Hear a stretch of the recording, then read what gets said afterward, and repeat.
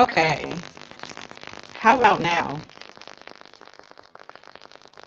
Did it freeze again? Oh my goodness. I'm going to pitch a fit.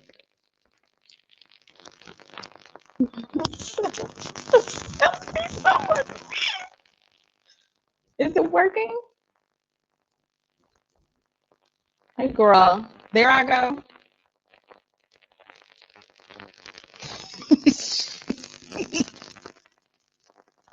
Girl, I'm about to quit.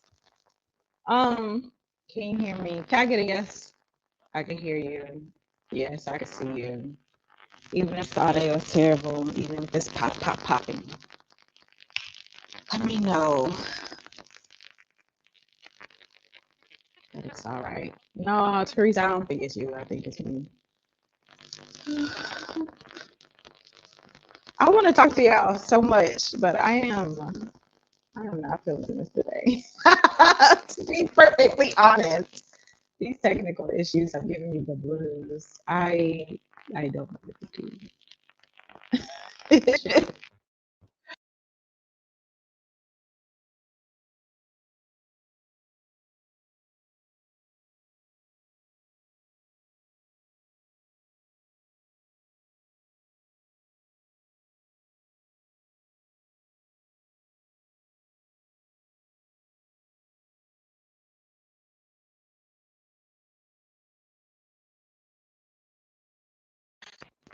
I feel like it's still not giving.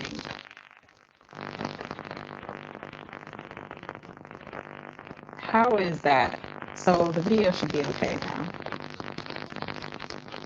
Can you tell them I had it? I had it. Oh. The video should be okay now. Can you hear me? Thank you, Teresa. I appreciate it. Because I think the video is messing up. Can you hear me is the question.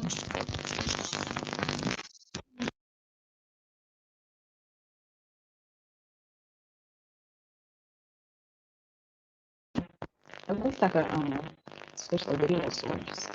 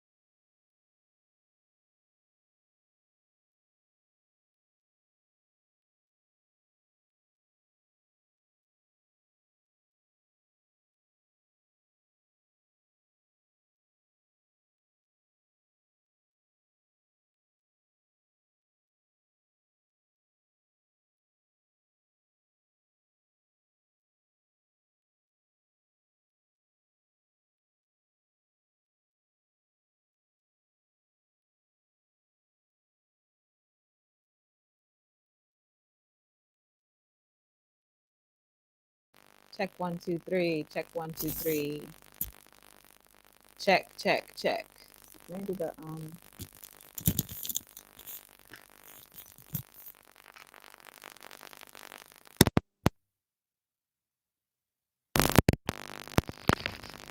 check 1 2 3. Check 1 2 3. Check, check, check, check, check, check, check, check. Um, I can do something some other time. If y'all can't hear me, like, what's the point?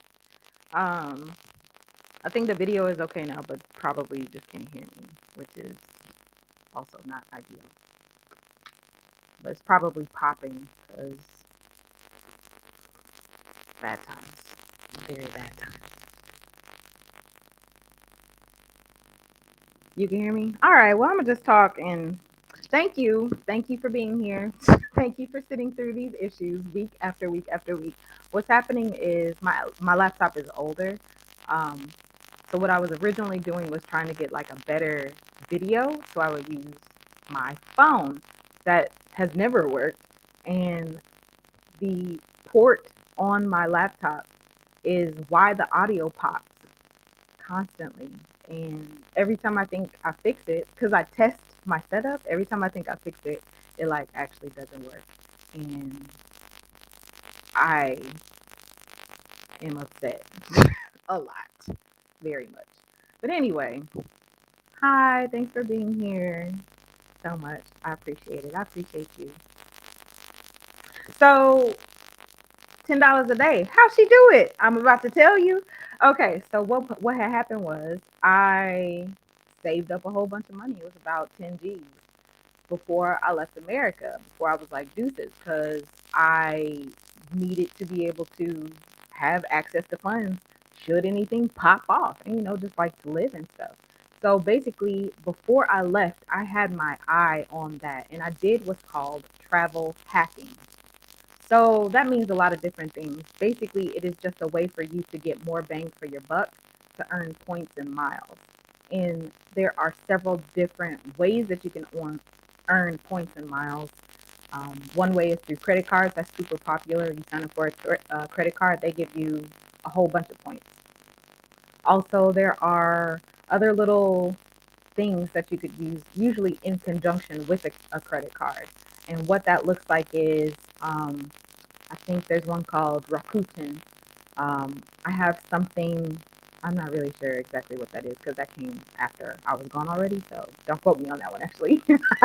But um, I have a Capital One credit card, and they have something within the credit card, like a shopping portal. So you use the shopping portal in conjunction with your brand of credit card, then you're able to earn more points on stuff you were probably going to buy anyway. So there's stuff like that, but something that I did, and I don't know if it's even popular anymore or possible anymore, was called churning. So this is where you go to the mall and you buy gift cards on your credit card. So you've transferred the money from the credit card to these gift cards, essentially. So you owe on your credit card, and then you have all this money available on these gift cards. You don't use the gift cards um, to buy stuff. What you're doing is you're taking the money off of those gift cards and paying off your credit card with it. So basically, you are using the credit card to earn points, but paying a fraction of the cost. It's not a real cost. So, for example, if I buy $100 worth of gift cards on my credit card, and then I use the gift cards to pay off my credit card, then I'm only paying whatever the fee is for the gift cards. I think it was like $4 and something per gift card or something like that. And each gift card had like a maximum amount that you could load it with. So that's the only actual price I'm paying, since the gift cards have the exact amount on them that is owed to the credit card. And so like there was this whole process that I had to go through in order to be able to do that. Um, but yes. And so some people are like, oh, well, I don't really know if that's legal. And they're like, it is, but it's not necessarily looked well upon. So that is something that I did to rack up on points before I left. I was trying to put any and every possible thing that I could on to the credit card. In addition to like getting those initial points, like just stack, stack, stack. I don't remember. I'd have to like scroll all the way back and see like how many points I started off with. But when you have those points on the credit card, then anything you spend on your credit card, you're able to redeem those points with.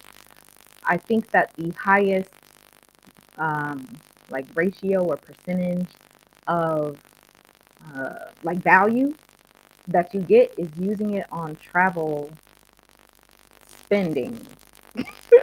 So buying plane tickets, even buying like loading up a bus card, those are considered, they're under the category of travel. And so you're able to use those points to pay off those particular line items on your credit card. So that's what I did. If you don't know, I started my journey in London. I was trying to start in Japan so that I would eventually end up in Vietnam. But I had a buddy pass and was that like it wasn't going down. It was around Christmas and they were carrying luggage or what's it called? they were carrying stuff more than they were carrying people. And so like the weight was maxed out on the plane anytime I would try to get on the plane. Aside from it being like around Christmas. So I guess people was trying to make it home for the holidays or whatever. Um, so I ended up in London and was using the mess out of the points there, like hotel stays. That's another thing. A lot of times the credit cards have a partnership with different brands. Specifically, the Capital One card that I have, they have a relationship with Hotels.com. So, like with Hotels.com, I get 10 times the points on anything that I book through Hotels.com using my credit card. So it's just stuff like that where you're trying to max out whatever you can earn so that you can use those points and miles to be able to spend them on stuff you was going to spend them on anyway. That's how people are, switching things out to be able to qualify for like lounge access at the airports, which I've never gotten, but that would be amazing. But that's something that I haven't focused on. If you focus on that, you could absolutely like earn all the miles and stuff that you need to be able to qualify for that. So there's that, the access to lounge airports. There's also different perks that come with different cards. There's this Chase card that's super popular amongst travelers. Um, there's just like a lot of good, cool stuff that comes from being a card carrying member, so to speak, and using points and miles to travel like that. So that's one way that I was preparing myself to have what I have more resources while I was traveling. The other thing I did was house sitting. So I signed up for house sitting before I left, and I was trying to get some house sits under my belt before I left as well. But that didn't work. But a site that's popular, Trusted House Sitters, it's actually an English company. So when I got there, it was like house sits out the wazoo. Like they use it down, and it didn't take very long for me to be able to find a house sit. Like I said, I wasn't planning to go to London. I didn't have no winter clothes. Like all I had was like this little North Face lightweight jacket and maybe a hoodie and a wish and a prayer. I don't know. I didn't have much. And so when I landed at the airport, like I didn't have nowhere to stay because I wasn't planning on going there. And I was a little bit tipsy because it was New Year's Eve or whatever and turning into New Year's Day as we were flying. So, I was double fisting bubbles and carrying on. So I land at the airport and I'm trying to figure out where I'm going to stay. So I'm using my points and miles to book a hotel stay to see where I'm going to stay.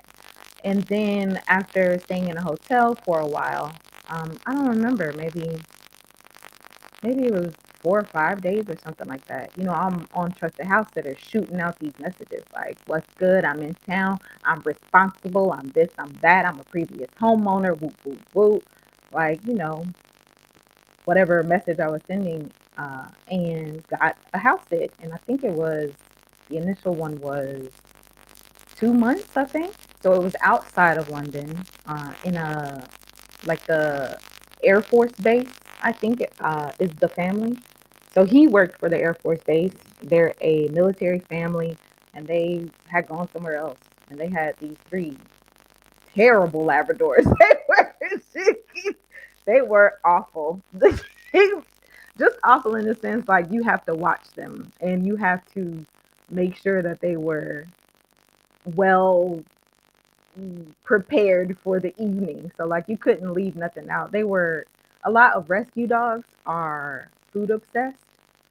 So either they like eat just food really fast or they just always trying to get into some food, and that was very much these dogs.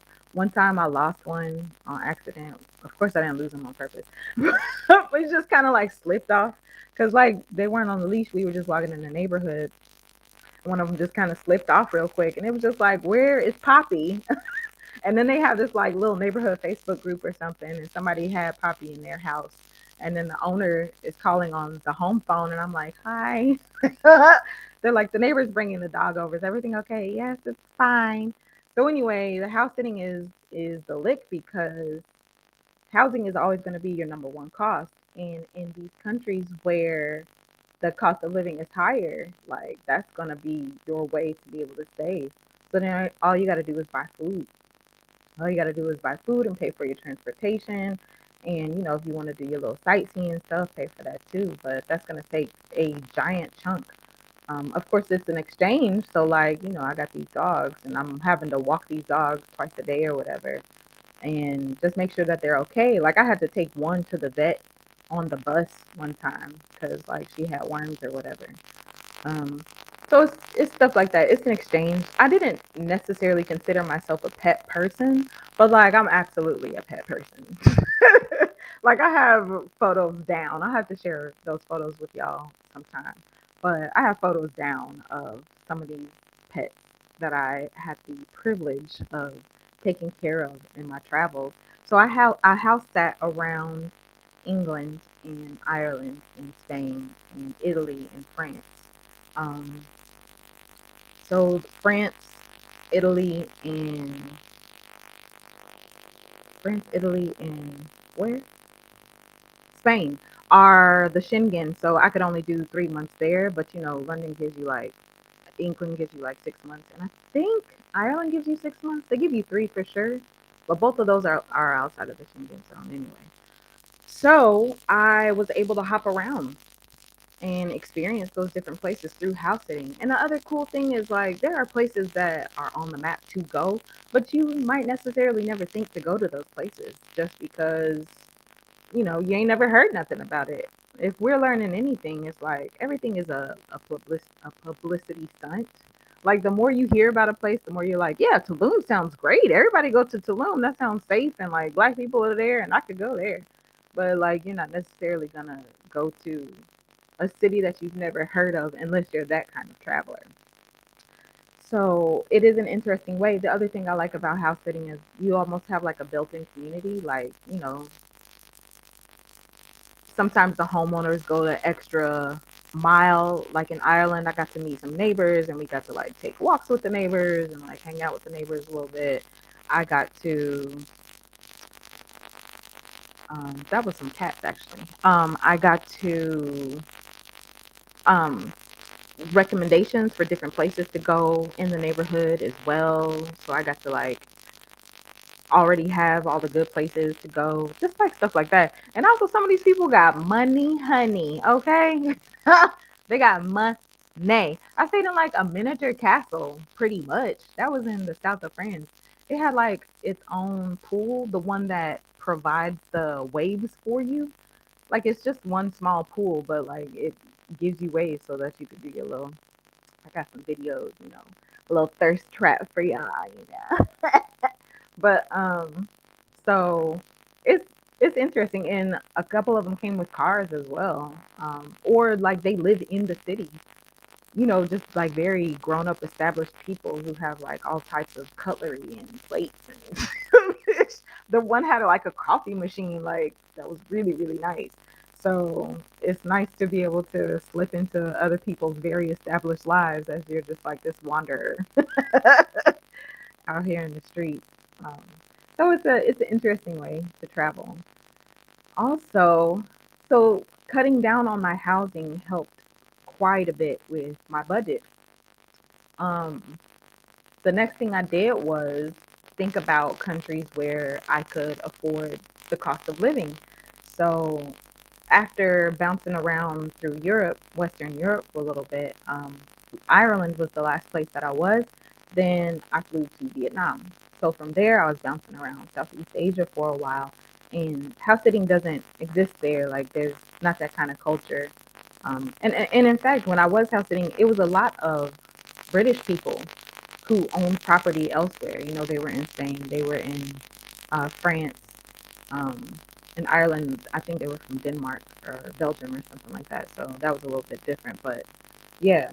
So um, it's not necessarily a thing. And maybe there's school teachers and stuff like that, and they're taking like a week off. Versus these people are like taking months, months away from home. So they need somebody to care for their loved pet. So in those towns, in those countries in Southeast Asia, it was mostly simple, like kind of simple, kind of not really, to find a place to live. Um, that was in my budget. So my budget was king. Like that was the thing that was the priority the most. I wasn't looking for a place with a pool. I wasn't looking for a place with all the other amenities like a gym and like all this other stuff. Some people travel like that. I was very clear from the jump that sustainability was my thing, and so I needed a comfortable place to sleep that didn't necessarily cost so much more. And so those are the types of places that I look for. And sometimes in those countries, the properties that are marketed towards foreigners are going to be the ones with all the amenities. And it's usually cheaper than what you're used to. And so you're like, I'm getting a deal, but like more than likely you're paying 10 times the price than a local will pay. Um, yeah, mm, maybe not 10. It depends on where and what it is, than what a local would pay. But also the locals, if they want to live that lifestyle as well, they're paying that same price too. But it's just like not whatever, it's not the norm necessarily. Like it's the folks with money. That's what the folks with money are doing. Um, And then, food is really affordable, generally speaking, like the fresh food. Europe has a great market scene. You just go to the market, pick up all this fresh stuff. You see the people that grow the stuff. It's like that here in Albania. They're on the street selling their grapes and whatever other thing that's seasonal. That's something else that's really cool is the seasonality of it, of the food. Of course, I'm speaking about fruits and veggies, but I've seen like local butchers and stuff like that too. And in Southeast Asia, it's similar. It depends on the country that you go to, but they have the wet markets and like the regular markets and stuff like that. And that's also a great way to feed back into the economy. Some people talk about sustainability when you're traveling or ethics when you're traveling, and like if you can, it's always nice to give to people who live in the streets, like who are the people versus the big brand name stores versus the Walmarts or the Sam's Clubs or whatever. Um, so it was just about budgeting, trying to max out my points and miles, trying to figure out ways to save money, which was through house sitting, and then also making sure that where I was living, I would be able to afford. Like, it's not going to be like the lowest, but maybe like medium, something, something. And so, like, I had a studio in Vietnam, I had a studio in Thailand. Malaysia only comes in 3 bedrooms apartments for some reason. Like, there's some 1 bedrooms, but they're not. It's not the norm. Like, it's very family centric in that way. Um, and it was just affordable. Like the bills that came with those places, um, they have the meter set up and like the water thing set up, so it's normal.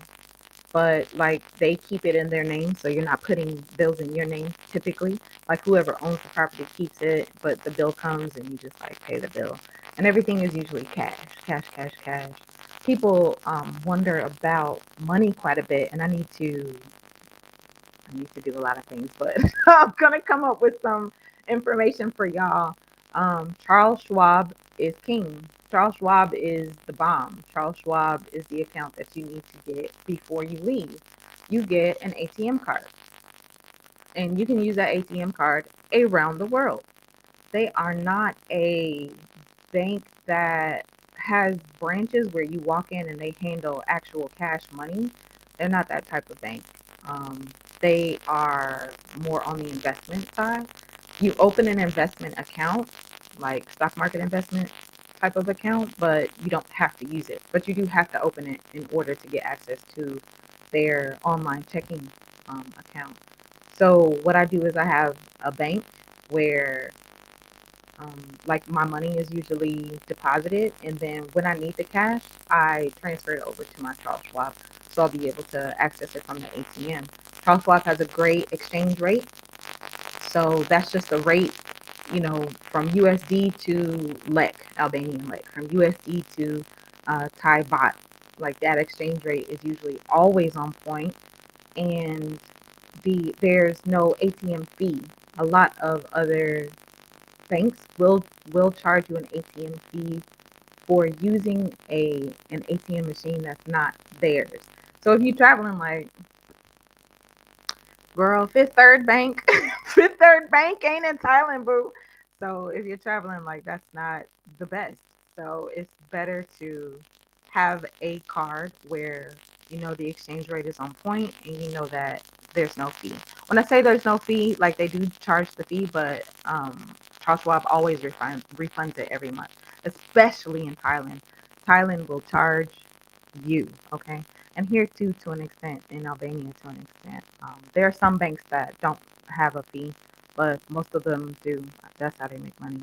So, um, so that's something else to consider. Save money in that kind of way instead of having to pay all these fees. You also want to think of your credit cards in that way as well.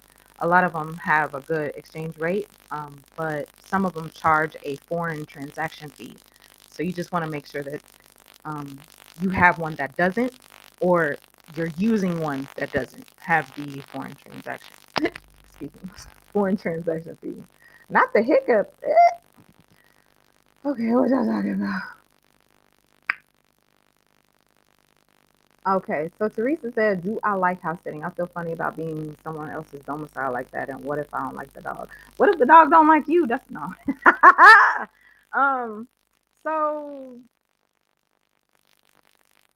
yeah, I like saving money. Like I said, listen, as long as I wash the sheets, realistically speaking, I don't know. Y'all be real precious about spaces. You go to a hotel. What you think happened in that hotel, honey? What you think happened? Especially if they got the clear shower, the clear walls in the shower. What you think happened? That happened one time in Vegas. I was in this room. I was going to a conference. I was in this room and it had like the clear shower walls, and I was like, absolutely not. In hotel rooms, I do not touch that accent pillow. You know they never wash that, or the little accent throw that they sometimes have on top of the white sheets. Um, I always smell it. Like, are these fresh? I need fresh sheets. As long as the sheets are fresh, which I can wash them in somebody else's home, that mattress is going to have been through whatever it has been through, and that's just what it is. But like, that's the case anyway. Even if you're staying at an Airbnb, think about it. A Airbnb or a hotel, somebody has done something in that bed. The only thing that you can control is like the cleanliness of the linens that you're sleeping on. Other than that, like you could wash a dish, like you can make sure that that's germ free. You could wash a counter. Um, these when I moved in here, you better believe I took all of the coverings off and washed every single part of these couches. Um, so it's just like, and but even if I couldn't, I would just take something and wipe it down. I don't know why we are like this, but we are very much like this. Like this is very on brand for Black people to be germophobic to this extent, and I have no idea where it came from. We should look into that. But yeah, I think it's possible for you to. I'm gonna wipe that remote control down. You know that's got to be nasty, or the aircon, like anything, yeah, right? Anything that people touch on a routine, I'm just going to clean. I'm just going to clean because I do not trust other people to be clean or as clean as I am. And what if the dog doesn't like you? I don't know. Like you just try to get on how you get on. You just go in your room and close the door and just let them do what they do. And I don't know, try to build rapport. You could try to like them. Maybe that part. Maybe you should try. But like for the most part, they just be hanging out and wanting some pets here and there.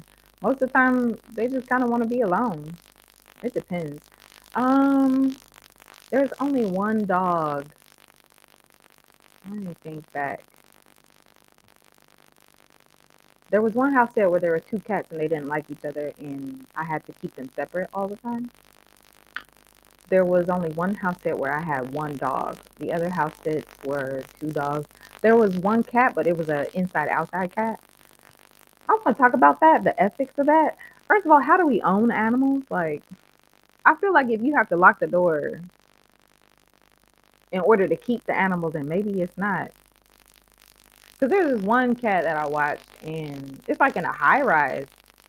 And it's just like if you constantly have to make sure the cat doesn't escape, then maybe that's not your cat. I just I even got to watch a bunny, and I had chickens, so I had fresh eggs. They only give you one a day, but it was cute or whatever. I don't know, girl. I wasn't worried about. I was gonna do the best I could. I was going to try and make sure they were healthy, but like it's not personal. It's not long term. Um, I met a really cute cat. I'll never forget that cat. That cat was a sweetheart. The other thing too is something I didn't think about is like these pets don't speak English. Sometimes, like in England, of course, but like they may speak another language, so you telling it to stop or whatever, and they're just like not understanding what you're saying because they're not used to the command in that language. There was this one dog in France, child, Chile. She and there were vineyards all around. It was hot, it was like during the summer. She jumped out the window, ran to the vineyard. I had to go chase this dog down, and it did not speak English, and that was just bad all the way around. It was a French speaking dog because you know the French, they don't really, even the pets are not bilingual. Yes, Teresa, that dog that I lost that slipped off, that was in Ireland. I love animals. I think I love house sitting. Yes, girl, get into it. Indian rules. Yup. I want to stay in a castle. It was nice. Like, they used it as a bed and breakfast. So there were just like so many rooms, and the rooms had in-suite bathrooms, and it was just really, really nice. Now those dogs were naughty as well. One of them ate my underwear, like a couple of pairs. I was like leaving them out to dry, and I look over, and it's just like, I was like, are you? Not you eat my underwear, my good Victoria's Secret panties. You know they give you like a free pair every year. I think that's a good one. Have you ever had a house? Have you ever housed at a home that had weird energy? I travel with Sage. I don't know that I would recommend that because that's not a part of our culture, and indigenous people have told us that they need it for their stuff, and so I don't know that we're supposed to do that anymore. But there was some sage that had been gifted to me, and so I travel with sage. But I think like a lot of these rituals are symbolic. Like you could eat. I love incense anyway, so like that was. I got some over there right now. I found some here in Albania. I don't know why, but they have it, and I'm grateful for that. Even though it's not the best stuff, I just came from Asia. But anyway, so I think you could do what you need to do to clear it out. I mean, the weird energy just may be you. So, they're gonna make me go ahead and pay for a subscription to House Sitters. I already have a profile. Just wasn't sure I was okay with it.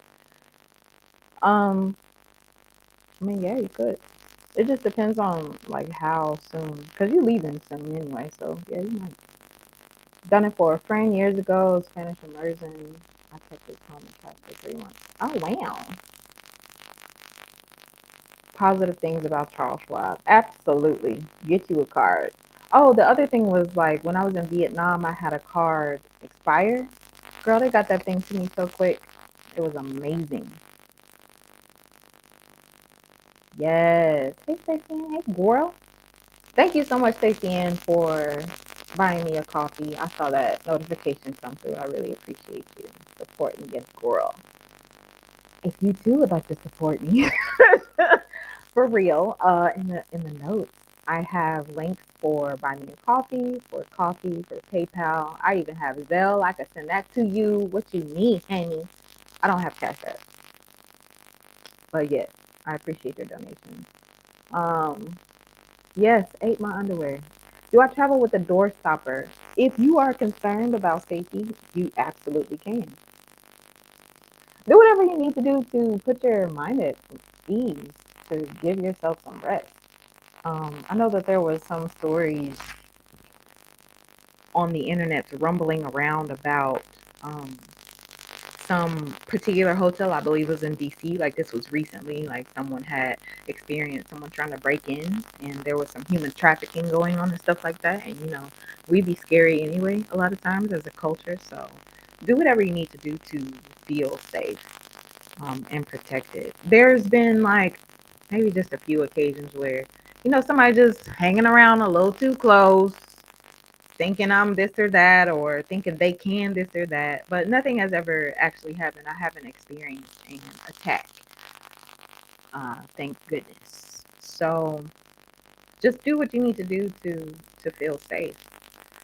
Um, Budget wise, let's see. What else can I tell you? So I talked to you about stacking up on points and miles. I talked to you about house sitting to save on your biggest expense, which is housing.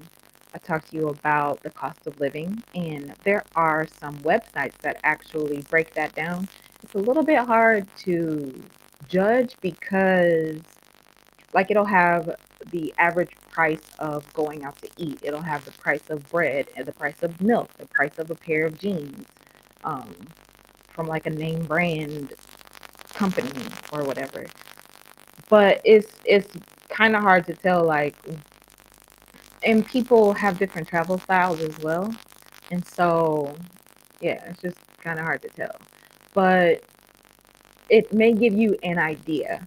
Um, I can't think of it off the top of my head, but what you can do is just put into Google like cost of living in Lisbon, cost of living in Medellin, or something like that, to be able to kind of get a city by city comparison, versus a New York or something like that, versus a Charlotte, North Carolina, something like that, so that you can at least have some type of idea.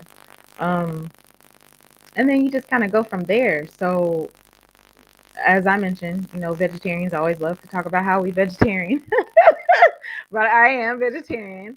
Um, so like specifically here, so much fresh stuff.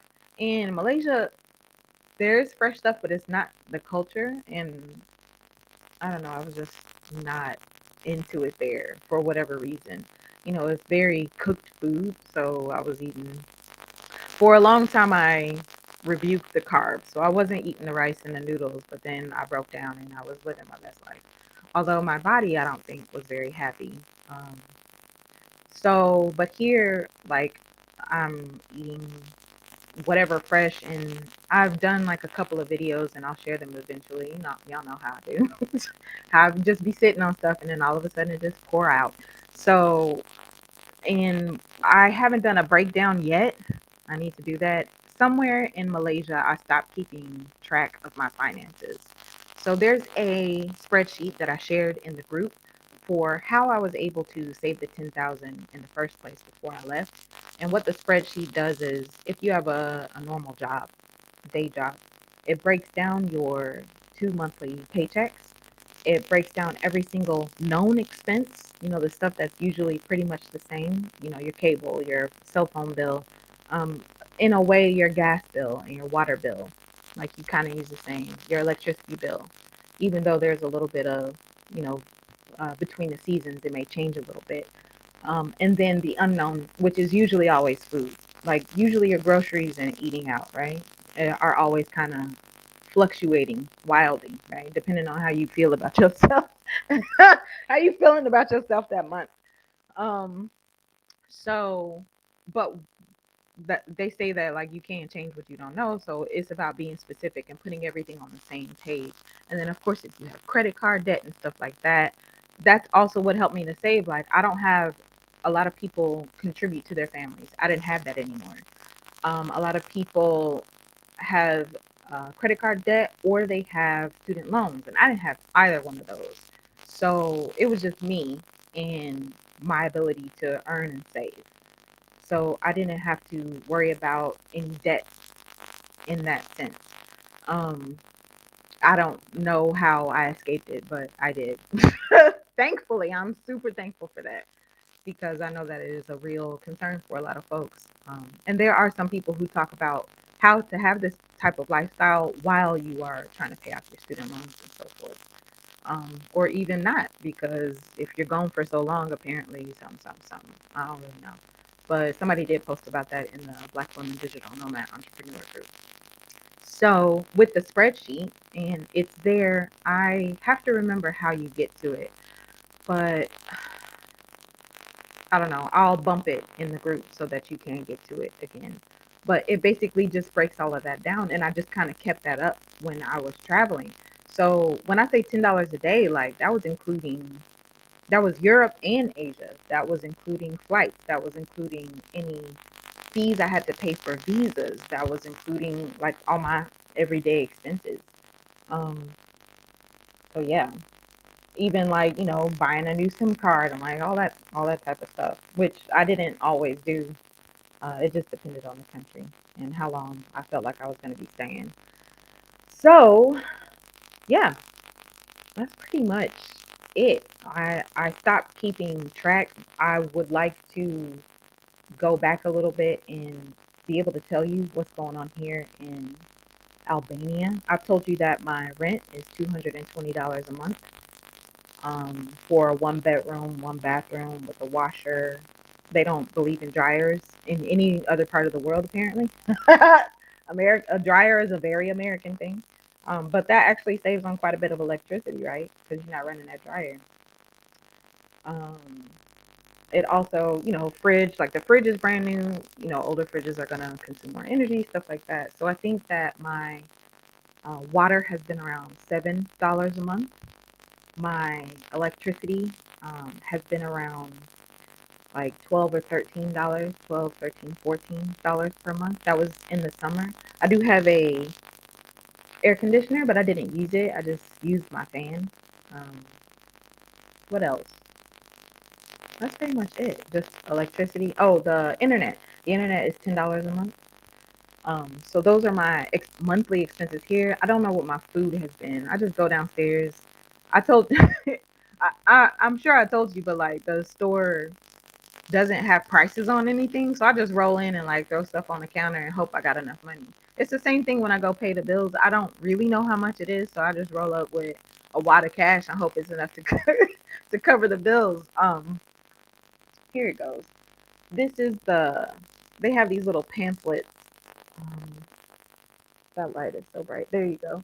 They have these little pamphlets, and so they keep track of, like, this is a old. They keep track of your monthly payments. Um, so you go in and like there's no bill that comes to the door. Like there's no mailboxes. I don't think I mentioned that. They don't have like a mail system like that. Like I don't have an address. So um I just roll up with my little pamphlet and he's like, this is how much it is. And I'd be like, here's some money. I hope it's enough. Basically. So, but I want to break down because, like, you can tell um, with cash, it's easy. I just go to my Charles Schwab. Ting! I just go to my Charles Schwab and see how much cash I've been pulling. So it's like 5 months I've been here. Today's the 16th. I came here in May. I moved into this place in June. Yeah, it's 4 months. I did count on my fingers. Leave me alone. What y'all talking about? Okay. Allison said, which country were you in when Schwab sent you the card? It was Vietnam. I was in Vietnam when that happened. Super simple. All I did was call them up. So what happens is they have to issue a card and they have to send it to your home address. My home address is in the States with my homie. Thank you, Reese. Love you. Um, and then what you do is call and have them send you one for real, and they don't charge for it. I think they tried to charge me the last time, but I was like, I've been using this service for 500 years, and my ancestors built your little nasty bank in the first place, so you about to send me this card for free, and they did. So boom, I think it was them. I have another card that's about to expire, so I got to go through that again. I am living, hi FDM, I'm living in Albania. Who are you paying? The apartment owner? Yes. So it's a cash thing. So I don't have a contract here. It's just like month to month. And it was just very word of mouth. I had to know somebody to get here. They have like listing sites. So that's the other thing is like different countries use the internet differently. In Asia, it was super easy to find a place on Facebook. They have a marketplace and people just post their stuff and you get in touch and it's nothing. Or you just like walk around in the streets and you find somewhere. NBD, no big deal. But here it was like pulling teeth. I talked about it in the Albania video, my very first live 300 years ago. Um, So yes, I pay him directly. He comes through once a month, picks up the rent. In Kizash, that's something I think I mentioned that already. In I don't think I mentioned that when earning points and miles before you leave. Some people were even able to figure out how to pay your rent on your credit card.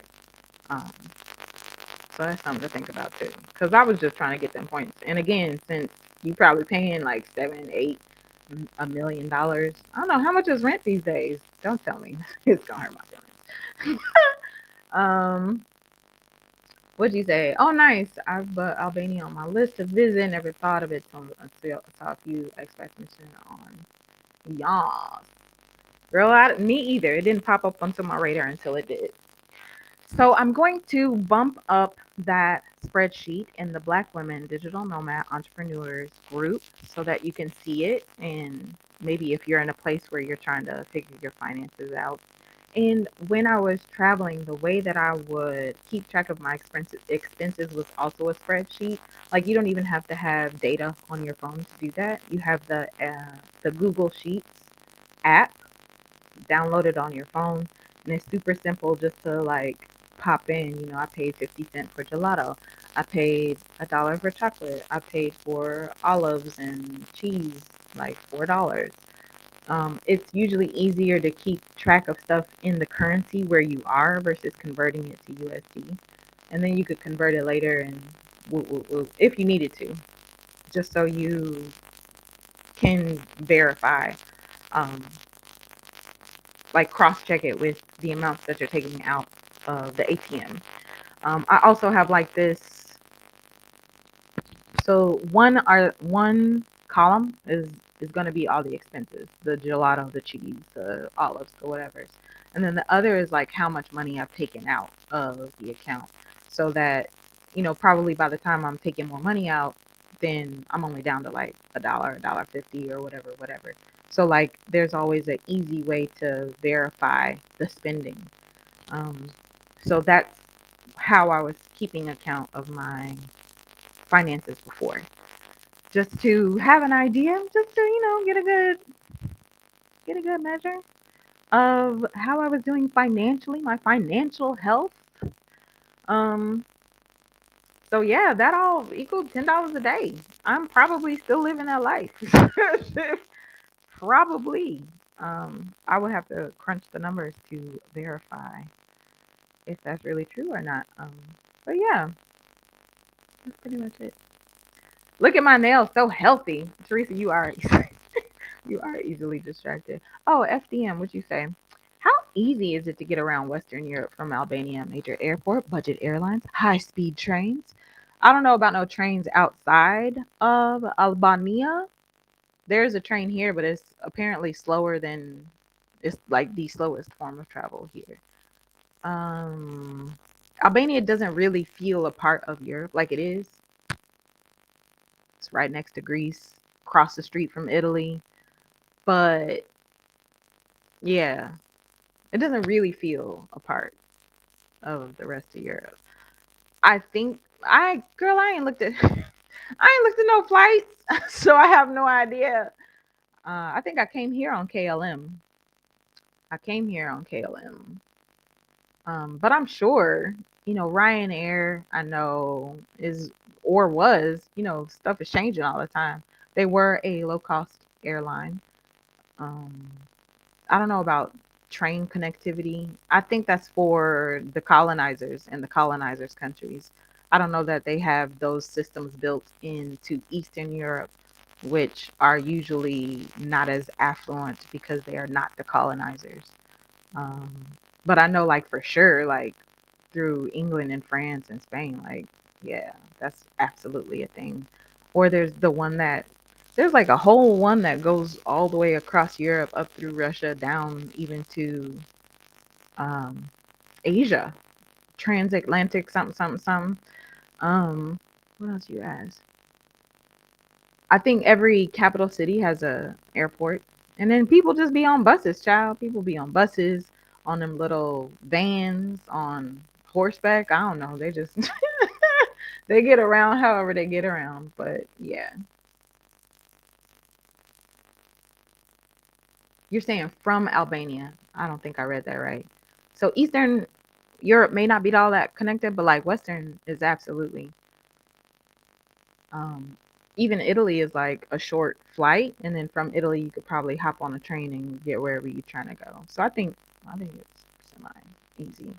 I haven't tried it personally, but yes, I meant making connections to other train systems better to fly. Yeah, part of the reason I want to slow travel on your visit more countries. Yep. Rome to Rio. Thank you, Teresa. That's a good resource. Rome to Rio.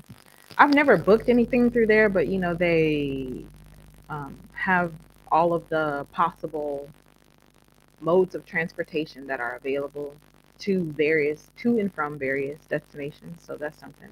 Thank you very much, Teresa. That's a good resource. Rome to Rio.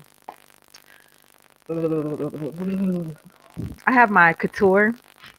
I'm trying not to be bandy, but I'm so cold. so so up she goes. I'm so cold. um, but yeah, I think that's pretty much it. Think about this is the other thing is like don't be bullied into this way or that way of travel. You just gotta travel how you want to travel. And if you have expensive taste, then make sure that you have income that's gonna cover those expensive tastes. You gotta make sure you have your priorities straight. Some people are not hostile people, and that's totally fine. You don't have to be. You don't even have to try and stay at one to figure out if it could be something you were into. Like, do what you want, girl. Do what you want.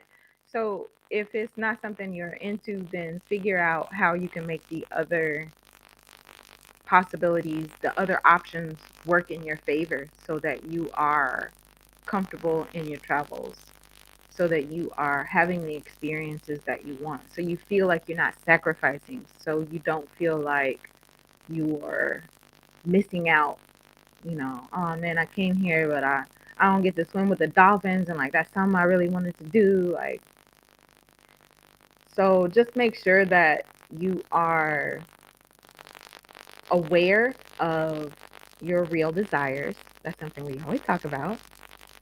Being in touch with yourself and your real desires and making sure that you are creating the income so that you can have the experiences that you want.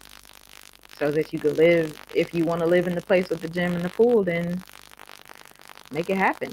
And it may not always be, a direct rental. It may be house sitting. It may be something else. Um, and the cool thing too about the house sitters is like sometimes it's not any pets involved. Like sometimes you just watching the property because somebody somewhere else. I wonder how much of that happened, particularly in the last year or two, because people weren't able to leave their passport country, and so they have this property somewhere else, and they want somebody there to make sure that nothing bad goes down. Um, so definitely think about how you want to feel when you travel and what that looks like and how you can make all the options work for you so that you yeah enjoy it, because otherwise what's the point? I thoroughly enjoyed myself. I think I would house it again, um but there is part of me that kind of wants a home base because I want a studio. It's just like, man, in order to own several pairs of shoes, I have to have somewhere to put them. I guess I need a house. It's very much that, not with the shoes, but with the studio. I need a studio. Um, so yeah, I've enjoyed it. I didn't do a whole lot of hostel staying. I have stayed at hostels in the last 5 years, but it wasn't my main. She wasn't my main squeeze. She was just like maybe on some in between. Oh, another thing, man, not me forgetting this. Another thing is, a lot of people do stays in exchange for coverage. So, like for your blog or your YouTube channel or whatever it is, actually, I wouldn't do a transaction like that. I would have them pay you, because if you don't put any worth on your time, nobody else will. And yes, you are getting something for free, like a stay, but no, like that's still not enough to cover, unless it's like a really expensive property. I don't know. But it also sets a precedent for others. who create content, whether on a blog or a YouTube channel or whatever, as photographers. So make sure you're getting compensated for that in addition to the stay because you're worth it.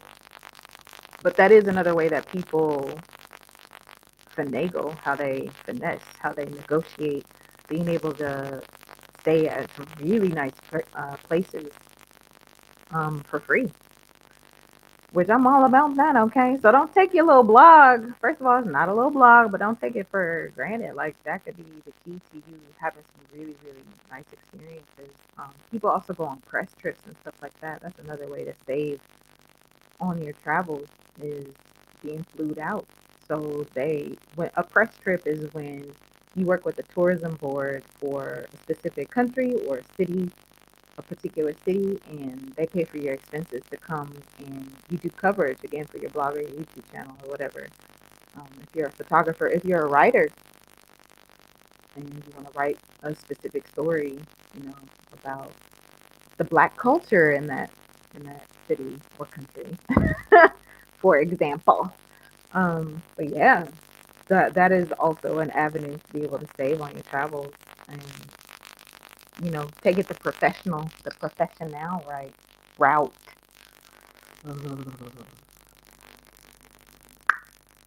Sending a one snuggie. Teresa had to hear my whole rant. We had a co-working session Thursday, and I think I spent about 10 minutes talking about how cold it is. It's not cold outside, it's just cold inside. I won't go into it though. I want to see how he adapts to slow travel being away from the US. Oh, you got a 13-year-old. She's got a baby. Oh, Reese, you're here. Hello, darling. Reese is here. Reese is the one getting my mail. I love you. Wanda, where are you thinking about settling? Where have you been that you could see yourself living? The gag is nowhere. The gag is nowhere. That is the pitfall of having voracious taste, especially since apparently I am thoroughly bothered by weather. So, like, where can I feasibly live? That's not going to heat me in hell or send me to a frozen hell. um, I think I'm that temperature chaser. I don't know that I identified as such previously, but I just want to be comfortable in my skin. Um, I don't know. For real, I would never settle in any of the countries I've been to. I don't think. Like, if I had my pick, like, none of them, not nan one. I don't know. It, that is daunting in some ways, cause like, where I'ma go, y'all? Where I'ma end up? I want to go to Africa and see what they hitting on, but I just feel like that would be triggering in a lot of ways too. So, not always the answer. Kinfolk and kinfolk all the time. So I don't know, Teresa. That's a very good question. I'll let you know once I get there. These days, hostels run the gamut from micro budget to near luxury. And, in hostels, like, not all of it, of course, is shared bathroom, shared living space. Some of them have private rooms as well. So, private rooms with in-suite toilets. Oh, Chris is here. Hi, Chris. Thanks for coming by. Black Boy Wellness. Wanda, do you have a business or a job?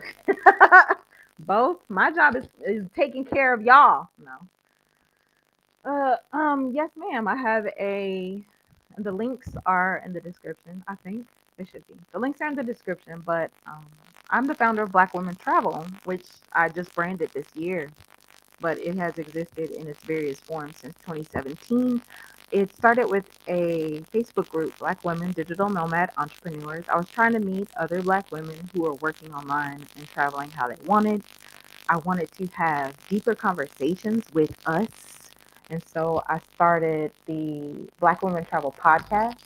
So we are 100 episodes in, and 100 and, I don't know, episodes in. where it's not the top 10 things to do in Prague. It's more about where the woman came from, who the woman came from, how she has shaped herself in her life and made her decisions to create herself, and how travel has impacted her story, as well as like how she gets through her challenges and stuff like that. So we have heart to hearts there. I think that's going to be changing soon. I'm really excited about that. I also, Sunday's episode, the show comes out every Sunday. Sunday's episode is going to be me, but like better audio quality. And I just want to talk to y'all. And I want to invite you to come celebrate with me, because one of my favorite questions to ask on the podcast is, how do you like to celebrate? And I have not celebrated. I didn't celebrate 100 episodes. I didn't celebrate being listed the highest I've ever been, rating wise, on Apple Podcasts. I didn't celebrate having the biggest number of downloads in 1 week, even with my sketchy audio that I took from one of these YouTube lives.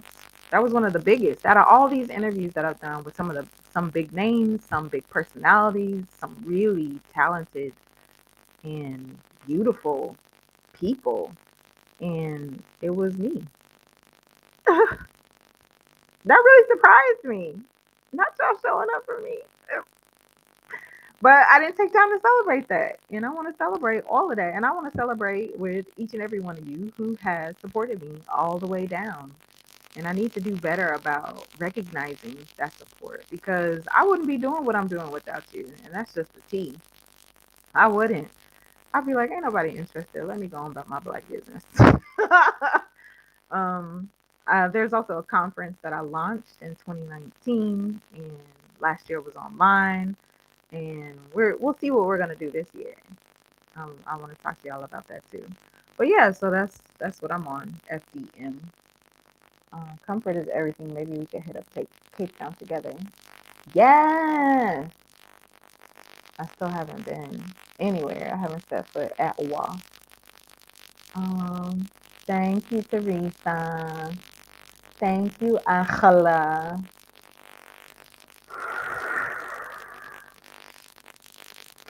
So, my lovely, do y'all have any questions for me other than that? I keep saying I'm gonna bump that um, Excel file up in the group, to remind myself to bump that up in the group so you could see it, and maybe it could help you shape your finances. I just feel like, just like with a lot of other pieces of our lives, we tend to not put our finances all in the same place. And we put like pieces over here and pieces over there. It's just like throw a rock with one hand and hide something with the, I don't know what the saying is. I don't know why I went there. But but basically, like, just hiding stuff from yourself without realizing that that's your habit of hiding stuff from yourself. But if you put everything down on the same joint, then it's easy to get a nice big overview, like, she really likes to eat, or she was really eating this month, or maybe she's paying for some stuff that she's not using. How many of us have paid for a gym membership that we never use? Not me. If I'm paying for it, I'm using it, but some right, somebody somewhere recognizes that. But yeah, or just like whatever. And this is the thing, is like, pay for the stuff you really are into, because you're really into it. If you are a knitter, girl, go buy yourself some yarn. Get yourself some new chopsticks, whatever them things is called, knitting needles. Um, but like, if bags aren't your thing, then why are you pressuring yourself to get a Telfar? They're not your thing. Like, go invest in the stuff that you really care about. If you are not a gym person, then sign up for classes somewhere if your gym doesn't provide classes, or create a group and do your dance thing, or go to yoga, or like, just figure out how you like to move your body, which it is important to move our bodies, not because we want to look better, but because we want to feel better inside ourselves and release all this stored up, pent upness. And I want to talk to y'all about that too. But yeah, make sure you're spending your money where you are honoring yourself, and not wasting your money on stuff you don't even really care about. I'm not saying cut the car insurance, because that's state mandatory anyway. What I'm saying is, just don't be buying stuff that's not really you just because you think you're supposed to have it. Make sure you are spending money on the stuff you care about. You do it with travel, I'm sure. Okay. Um, okay, FDM said, I'm working to get better understanding of what money looks like now and what I can expect in the future. Yeah. I mean, it makes a huge difference when you have that. And this is a Tinder thing because people be like, oh, it's so cheap here. It's so cheap. Cheap for who? Cheap for whom?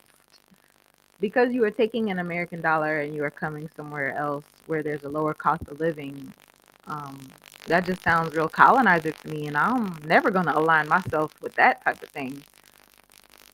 So I think it's called geo arbitrage, geo arbitrage specifically when you do that on purpose. Um, I'm not saying that you shouldn't get your jush. I am saying that maybe we can't afford to travel like some others travel. Yes, we have privilege, but maybe we should use that privilege and awareness in in how we are inserting ourselves into these cultures, into these countries. Um, with that said, the money does go farther, and so you have a lot less heat on your neck trying to keep your head above water. That was two analogies in one sentence. But it's a lot less stress. It's a lot less stress because you have to do a lot less in order to not live in a dumpster, right? You don't have to sweat so much. So yeah, that's what I would say. Just if you're, and even going to a country with a comparable, sometimes can just be a relief in a different kind of way. It doesn't, you don't have to travel like that is what I'm saying. If you want to go to Western Europe, if you wanted to go to the Caribbean, because the Caribbean is quite expensive actually, um, then there are ways that you can feed yourself and live comfortably. It just might be the same cost of living. So it just depends on, it depends on what you got going on, what your priorities are. How many of us paying for stuff and not using? Teresa, Teresa, I'm gonna tell your business. So in co-working, I think you don't mind. In co-working, Teresa was showing us one of her interests that she would collect. She was interested in a specific thing and she would collect it. But like so many of them, she didn't even open. Adelia, I know y'all love her. Miss Picky Girl Travels USA. It's not USA, it's just Picky Girl Travels. And she talks about money quite a bit, so you should go check out her channel too. But Adelia, in our interview, I interviewed her for the Black Women Travel podcast, and she talked about having special dishes, only for a special occasion. And how many of us, there's that notebook you won't crack open, it's just too cute. There's a pen, a really nice pen that you're saving. Like, stop saving that stuff. Stop. You got to use it right now, right here, today. Okay. So that's my advice to you for that. Start using the stuff you're paying for or get rid of it. I also subscribe to Paying Yourself First as well as Automated Savings, so you don't have to think about it too much. Yes, girl, automation is the wave. Okay. I think Teresa, that's actually the name of the spreadsheet. Where the money goes. Where does the money go? Because so much of it is just unconscious, right? Let's be more conscious. Conscious. Okay, my darlings. Well, I'm gonna put my coat on. So a candle that you won't burn. Right. Exactly, Angela. A candle that you won't burn. Oh, can I tell y'all a story about some lingerie? called, I called myself saving. No, you may not. Not today. No, you can tell them. But I'm about to get off here. So y'all gonna have to y'all gonna have to find another medium for that. But I love you so much. I appreciate you so much for coming through, hanging out with me through all my technical difficulties. I hope you learned something today. If you had wear for yourself, Teresa, absolutely. I hope you learned something today. If you have any questions, I talk money down. I don't know where I learned it. I guess I just taught myself. Just that's what being an adult is. Googling things one thing at a time. So I could talk more specifically about money and whatever. But I mean, that's it's pretty much that. Once you become conscious about it and flow your money to the things that really matter to you, I think that in and of itself improves your quality of life, and you stop worrying about the other stuff. So we can talk more specifically about how to do that and what that looks like for you, because it looks different for everyone. So that's the other thing. And sometimes you have to use your imagination to understand how that can look for you, right? Um, Save toys because they were too nice. Girl, you better rip that thing open. Teresa, we gonna get you to tell that story later. Promise. I text you, by the way. Whatever. Um, I love you, and I will see y'all on the other side. Not the other side of this. I'll see y'all soon. Oh, by the way, before you go, we're doing Insecure Saturdays. So if you're in the Black Women Digital Nomad Entrepreneurs group, we get together on Saturdays now. We just started last week, but it's a thing. So we're going to be getting together tonight. It's 5:30 Eastern to 7:30 Eastern. I'm going to update the link. I'm going to the group right now, and I will let y'all know there too. But I'm going to update the link so that it doesn't expire this time. It's just a little watch party. There's no video involved. I mean, there's no cameras involved, so don't worry about your face. It's beautiful, by the way. You have a gorgeous face. Where we just watch 4 episodes of Insecure and we cackle and we judge and we type our feelings, and it's great. So you should come. You should come to that. I adore you. I will see you in the group in a minute, and I will see you at Insecure Saturday a little bit later. And I hope you're taking very good care of yourself. And Wanda over and out. And woo, woo, woo.